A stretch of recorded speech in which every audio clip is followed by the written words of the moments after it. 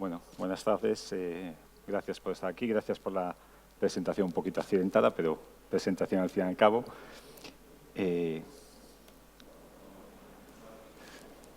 Vale, voy a comentar un tema bastante distinto, ¿no? Un tema de un sello que acabamos de implantar en el Consejo General de Colegios de Ingeniería Informática, que realmente no somos entidad privada, sino realmente somos casi una entidad pública aprobada por ley y que reúne a los titulados en Ingeniería en Informática.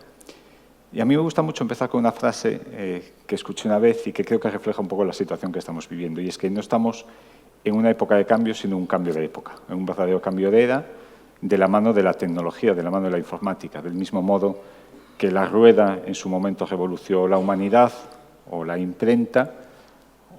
Ahora mismo la tecnología es la que está cambiando cómo funcionan las relaciones personales, las relaciones laborales, el trabajo, el ocio, prácticamente todo.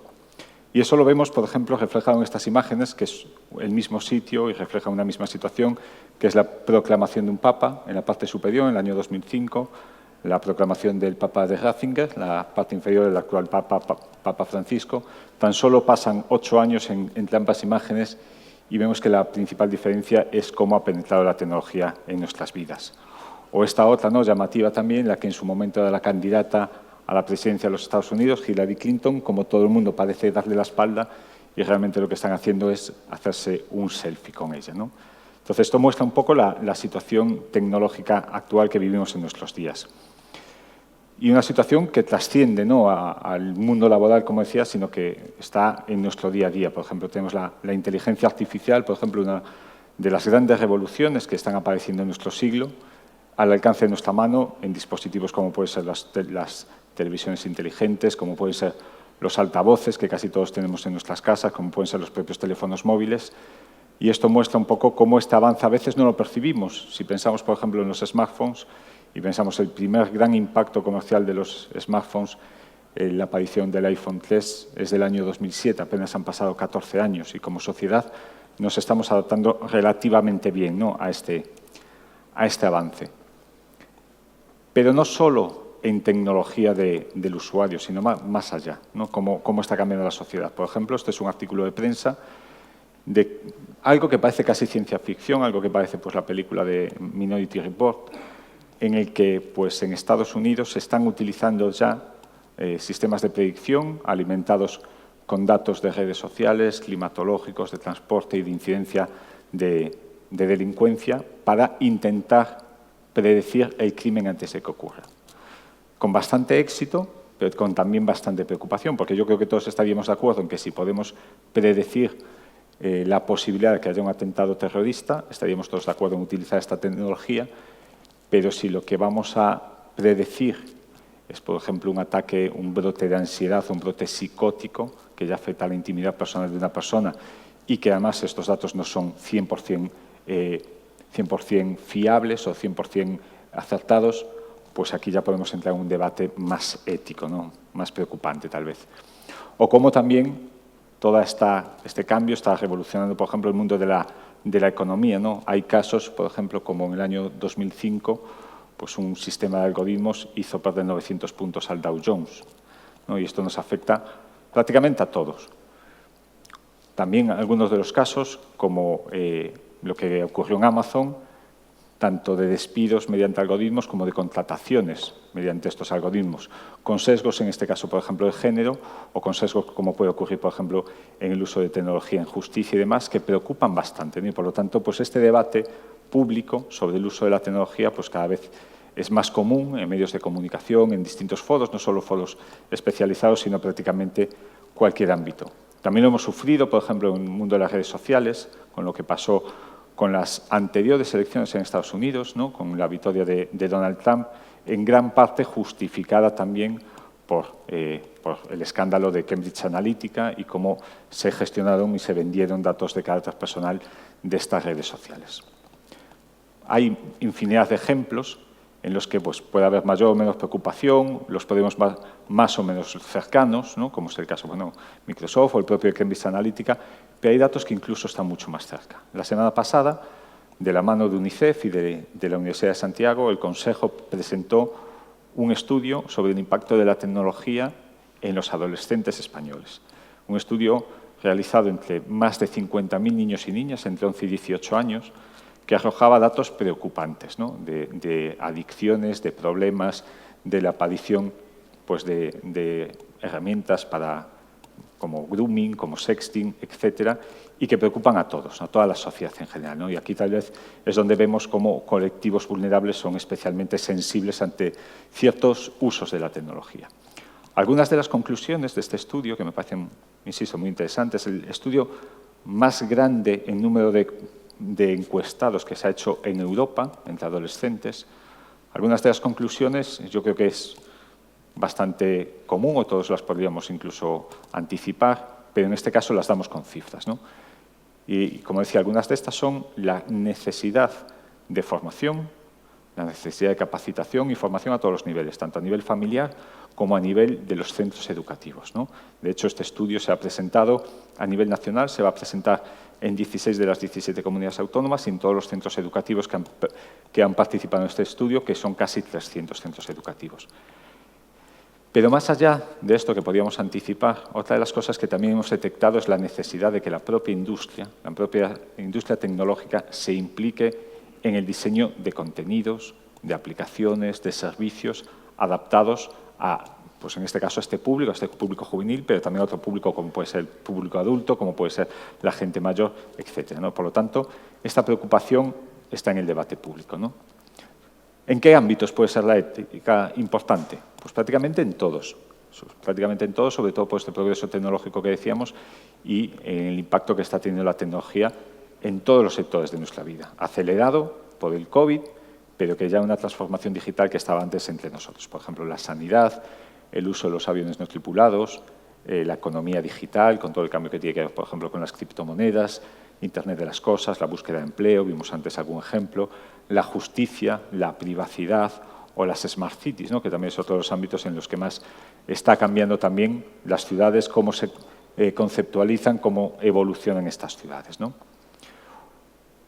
Tal vez para ver un ejemplo muy concreto y muy claro que aúna muchísimos de los conceptos que estamos tratando es el del vehículo autónomo, que es algo que está ya a la vuelta de la esquina. Este tal vez no sea el más atractivo, este es uno de los vehículos que tenía Google para hacer pruebas y es donde podemos ver el por qué es tan importante esta ética en tecnología. Este es un vehículo un poquito más avanzado, ¿vale? Y esto es un caso, por ejemplo, particular que pasó en Galicia, en Pontevedra, donde un coche que podría conducir sin conductor, no veis todos la marca, tuvo un accidente, sufrió un accidente y la conductora de ese vehículo pues, lo achacó a que había fallado el autopilot, ¿vale?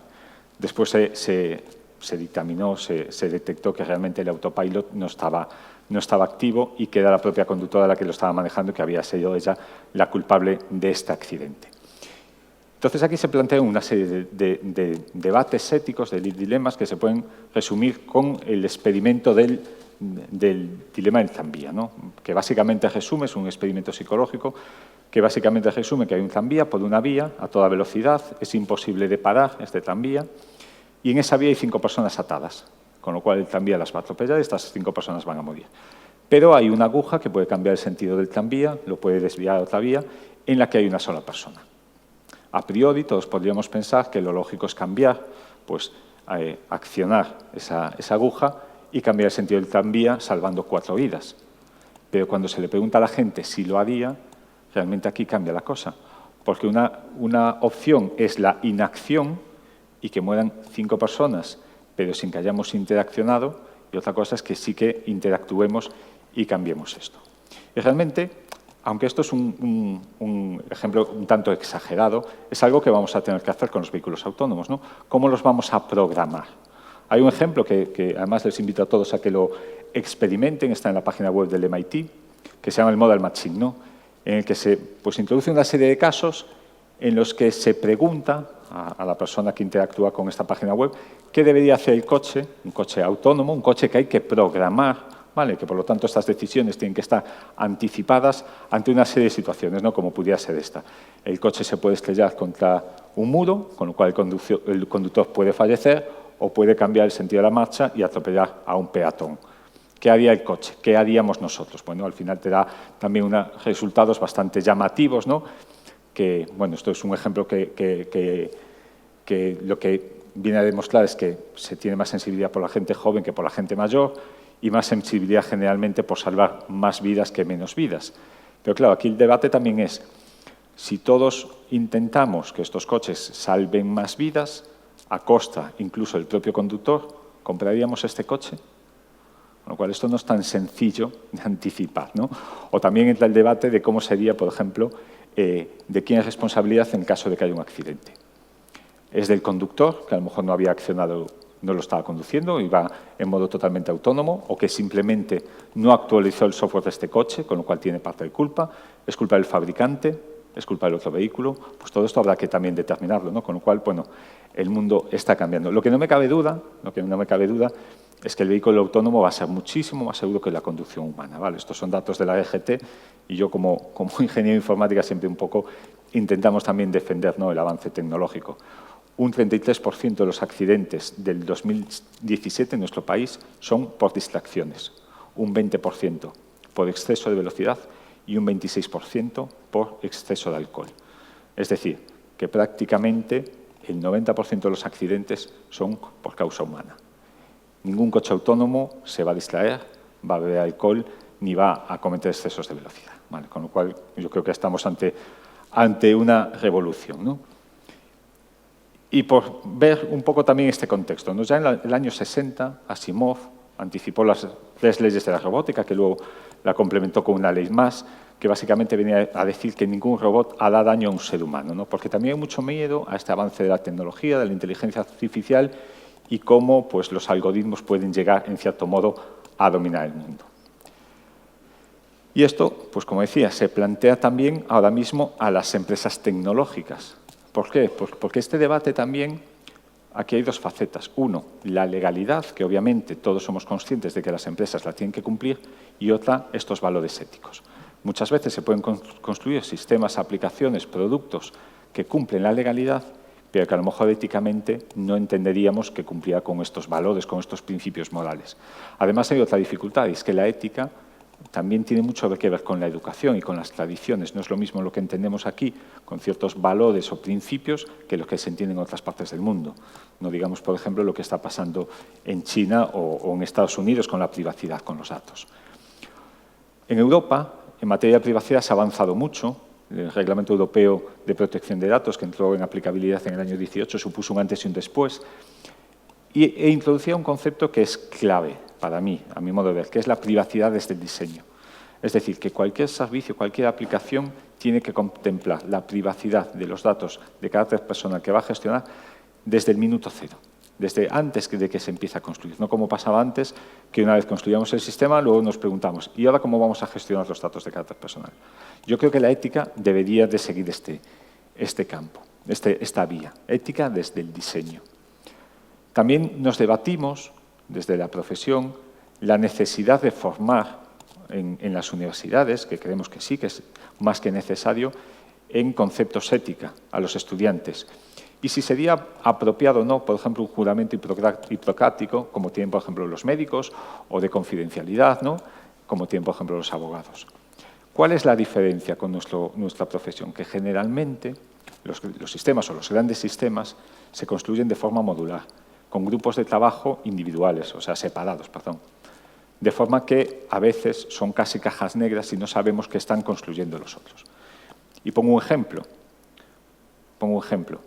¿Qué pasó hace unos años cuando Volkswagen, por ejemplo, había modificado los sistemas de control de las emisiones para que estos dieran unos datos inferiores a lo que era la realidad y estuvieran en los estándares exigidos por la Unión Europea? Seguramente aquí habría una aplicación informática que la persona o las personas que la habían construido no eran conscientes de estos cambios, ¿vale? Por eso también un poco la dificultad de esto. Pero también es necesario que a todos estos profesionales les demos un marco de defensa, un lugar al que puedan acudir para denunciar estos comportamientos antiética. De hecho, se están produciendo muchísimas iniciativas, tanto a nivel europeo como a nivel internacional. Por ejemplo, Europa ya estableció una serie de principios básicos para cumplir, muy enfocados casi siempre a la inteligencia artificial, ¿vale? Pero ya unos principios éticos que tienen que cumplir todos los sistemas de aplicaciones. En Estados Unidos se presentó un proyecto de ley de responsabilidad algorítmica, ¿vale? En nuestro país se había avanzado, se había llegado a redactar un libro blanco sobre la inteligencia artificial que tenía esta parte también de los valores éticos en su interior, que no llegó a publicarse, pero sí que, por ejemplo, hemos sido avanzados en cuanto a la publicación de la Carta de Derechos Digitales. Vale, creo que España también es una referencia en esta materia e incluso la transposición a nuestra normativa interna del Reglamento Europeo de Protección de Datos a través de la Ley Orgánica de Protección de Datos incluye también la garantía de los derechos digitales y ahí se contemplan también muchos principios éticos.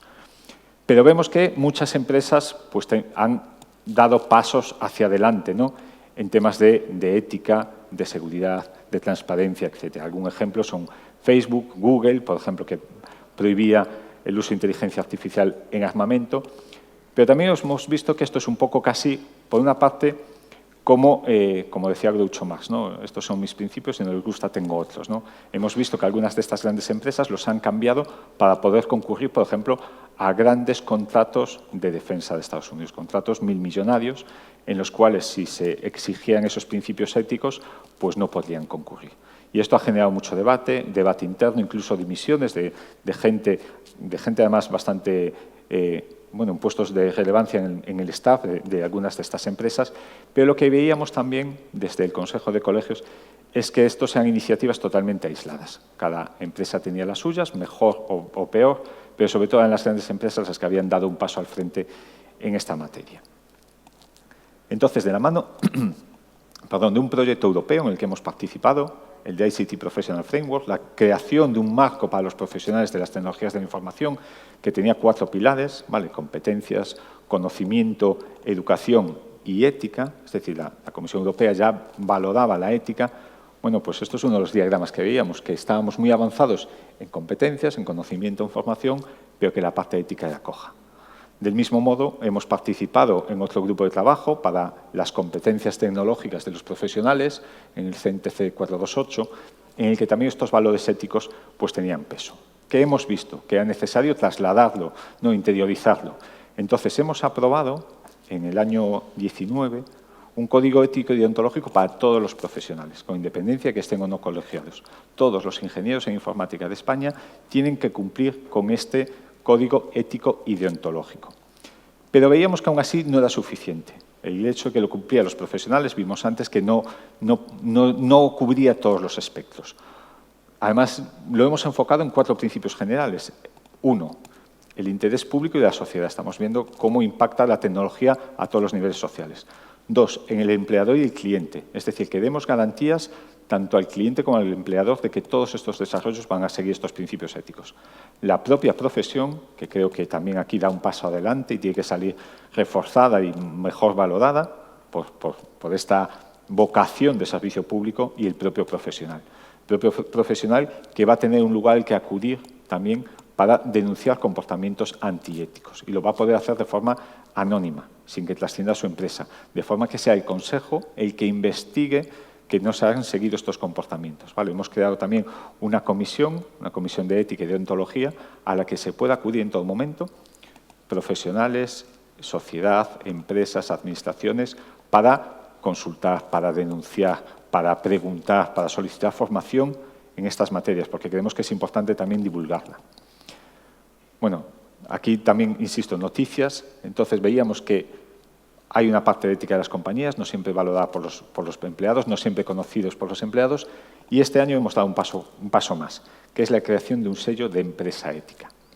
Es un sello de adhesión voluntaria al que cualquier empresa que desarrolle productos o servicios de la sociedad de información se pueda adherir. Además, son unos costes relativamente bajos, van desde 60 euros bienales, es decir, 30 euros al año para autónomos, hasta para empresas de menos de 250 trabajadores estamos hablando de 260 euros bienales. Creo que son precios realmente asequibles, más que nada para justificar la tramitación interna que tenemos que llevar a cabo.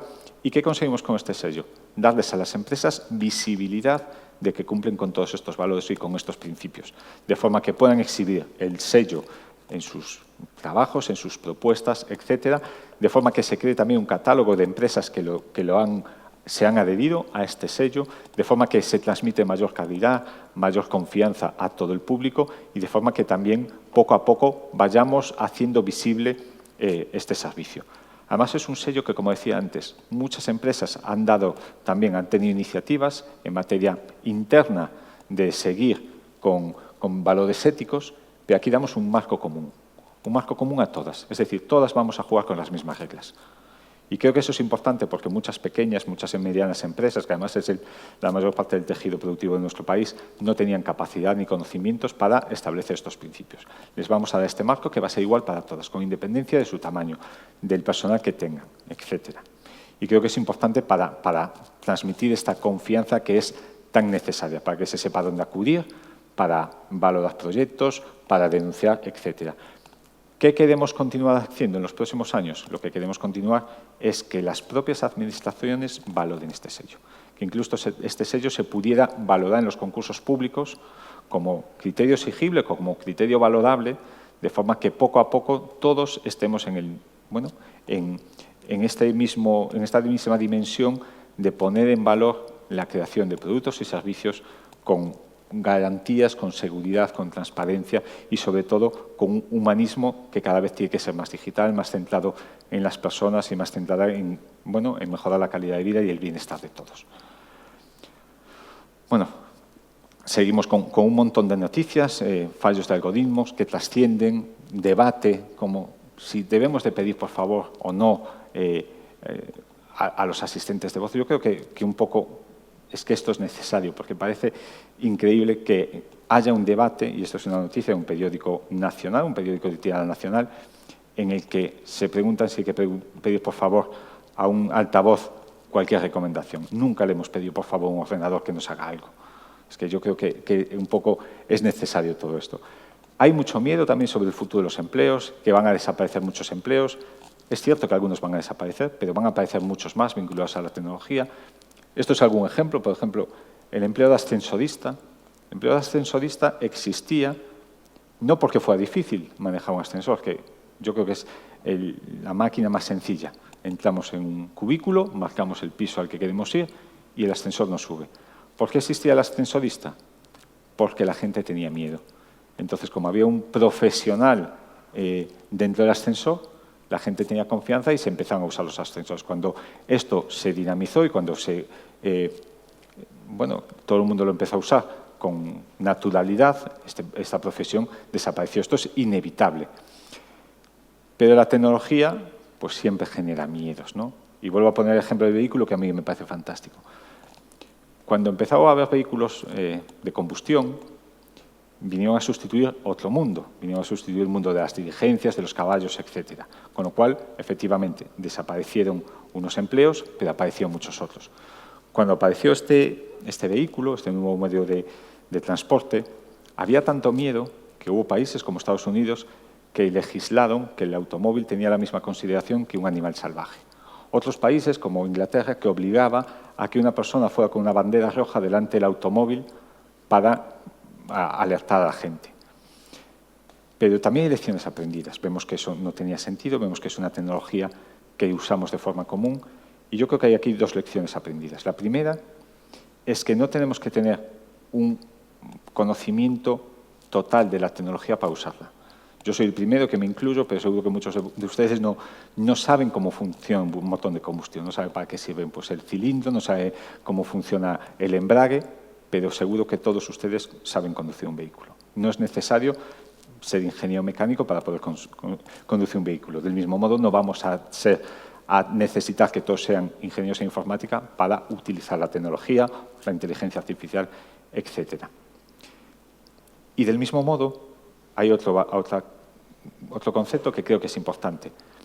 Cuando se empezó a universalizar el automóvil y se estableció el código de circulación, este código no aplicaba solamente a los conductores, aplicaba también a los peatones, aplicaba a todo el mundo, con independencia de que condujéramos o no un vehículo. Por lo tanto, del mismo modo, creo que es importante que todos nos formemos en tecnología y, sobre todo, que usemos la tecnología de una forma responsable, ¿no?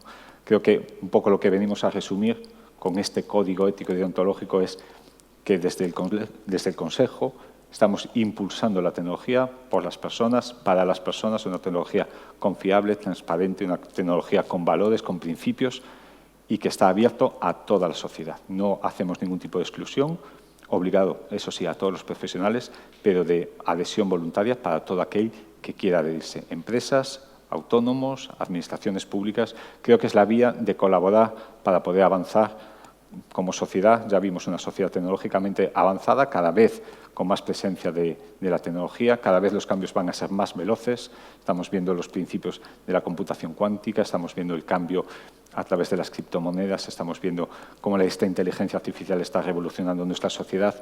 Por lo tanto, creo que tenemos que construir tecnología con garantías, con principios y con valores. Nada más. Muchísimas gracias.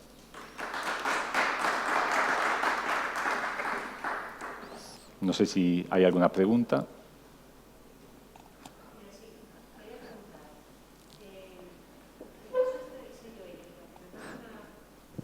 El tema del sello ética, que me parece una cuestión muy...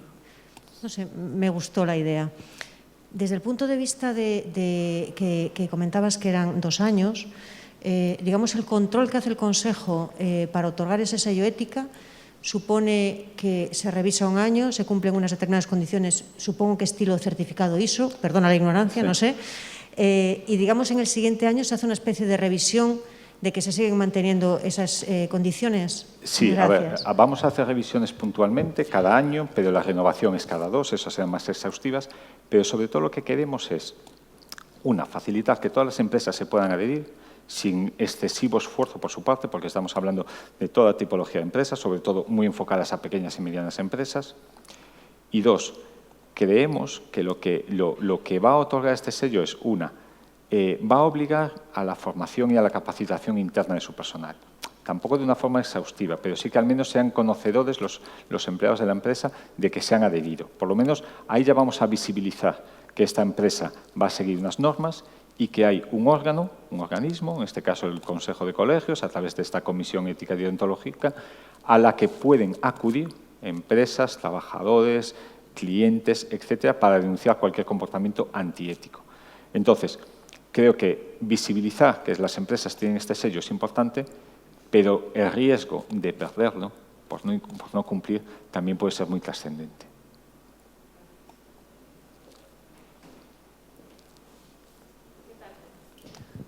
¿Sí? Ahora, bueno, yo pertenezco a una asociación que se llama We the Humans. Promovemos un uso ético de la inteligencia artificial, en este caso. Promovemos también un sello ético y en las discusiones que tuvimos inicialmente cuando empezamos esta asociación hace casi 3 años, una de las cuestiones que nos planteamos es cómo definir los límites éticos.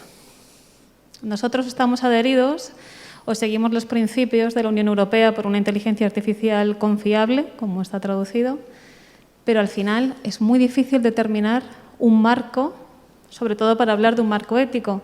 Y además, a la hora de diseñar nuestro sello para las soluciones, para certificar las soluciones de inteligencia artificial, si son éticos o no, lo que vimos es que era muy difícil establecer un planteamiento dicotómico. No veíamos que era posible decir si es ético o no, sino si tenía cuál era su nivel de eticidad. Entonces, no sé cómo habéis resuelto vosotros esta cuestión de cuál es, al final, la pregunta principal, ¿no? ¿Qué es un comportamiento ético? A ver, como bien dices, es difícil, porque además la ética depende mucho, como decíamos, de la educación, aunque aquí, bueno, lo circunscribimos al ámbito nacional, ¿vale?, a España. Entonces, yo creo que más o menos esos principios, esos valores son más o menos comunes. Como decía, hemos participado en 2 proyectos europeos en los que una de los ejes era la ética. Entonces, hemos valorado seguir esas recomendaciones europeas, sobre todo en el marco de la capacitación a profesionales de las tecnologías de la información. Con lo cual, bueno, ya lo estamos enfocando un poco al sector. No lo hacemos solo para inteligencia artificial, lo hacemos incluso para cualquier otro tipo de algoritmo. Pero, insisto, creo que más allá de ser excesivamente estrictos en la concesión, yo creo que es un tema de compromiso, ¿no? Que las empresas que se adhieren tienen un compromiso a dejarse revisar, a poder ser denunciadas, a comunicar a la sociedad y a sus empleados y a sus clientes de que ellos tienen este compromiso y que sepan también a dónde pueden acudir si en un momento dado este compromiso está en dudas, ¿no? Por lo tanto, hemos sido bastante laxos en cuanto a esas medidas, ¿vale? Pero sobre todo creemos que es importante este paso hacia adelante en el que todos sepamos que hay un marco más o menos común, un marco al que todos se pueden adherir, pero sobre todo un marco también de denuncia, un marco en el que una empresa quede excluida de este comportamiento, pues yo creo que también puede afectarle en cuanto a visibilidad social.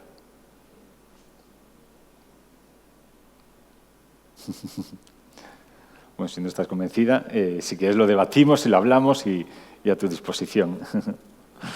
Vale. Pues nada más, pues muchas gracias.